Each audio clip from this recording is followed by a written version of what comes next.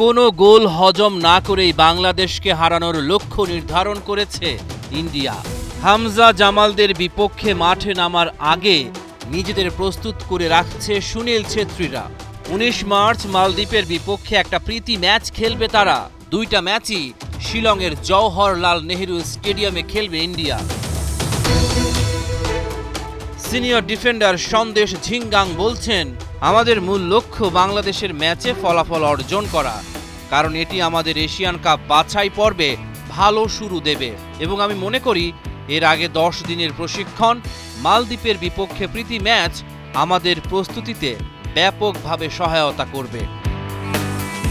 ভারতের জন্য 2024 সাল ছিল দুঃস্বপ্নের মতো। 11টি ম্যাচের একটাও জিততে ব্যর্থ। বাংলাদেশের বিপক্ষে ম্যাচের জন্য অবসর ভেঙে আবারও আন্তর্জাতিক ফুটবলে ফিরছেন ভারতীয় লেজেন্ড সুনীল ছেত্রী। ভারতের ফুটবল কর্তাদের নড়ে চড়ে বসার কারণটা কি হামজা চৌধুরী? 2005 সালে শুরু হওয়া অসাধারণ আন্তর্জাতিক ক্যারিয়ারের পর 2024 সালের জুনে অবসর ঘোষণা করেন 40 বছর বয়সী ছেত্রী।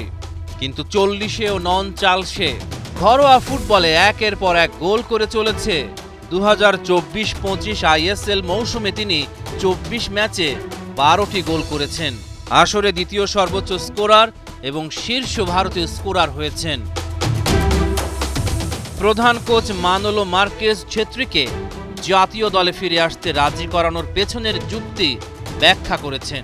আমি সুনীলের সাথে কথা বলেছিলাম এবং তাকে ব্যাখ্যা করেছিলাম আমি তার কাছ থেকে কি চাই।